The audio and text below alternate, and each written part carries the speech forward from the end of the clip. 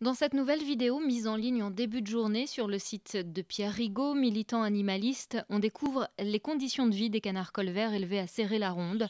Au-delà des images habituelles de l'élevage en captivité, ce qui peut aussi choquer, ce sont ces cadavres de canetons qui s'entassent à l'extérieur de l'exploitation. Il y a beaucoup de canetons qui meurent dans ces élevages. Et ces cadavres-là sont pas tous jetés dans la poubelle d'équarrissage prévue à cet effet.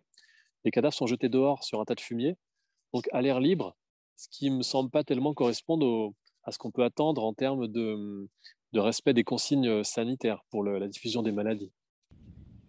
Pour vérifier la véracité de ces images, nous nous rendons donc sur place. Dans un champ, nous retrouvons rapidement là où les images des cadavres de canetons ont été filmées. Nous sommes ici à environ 200 mètres de l'exploitation avicole mise en cause. Derrière moi, ce qui semble être un tas de fumier. Sauf que quand on approche, l'odeur est réellement insupportable. Dans ce tas de fumier, nous avons retrouvé des quantités d'œufs, mais aussi des canards en décomposition. Alors au-delà de la polémique des images, ce qui est sûr, c'est qu'il y a ici un manquement grave aux règles sanitaires obligatoires, car tout animal mort doit être envoyé à l'équarrissage. Direction ensuite l'exploitation avicole. Son gérant nous explique qu'il suit à la lettre les recommandations sanitaires en congelant les cadavres des canetons. Il nous fournit une explication pour la présence des coquilles d'œufs dans son fumier, mais pas des cadavres.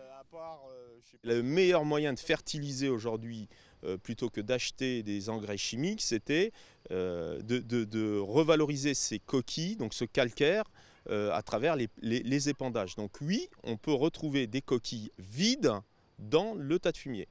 Mais pas de canards. Mais pas de canards morts dans le tas. Comment vous expliquez la vidéo alors ?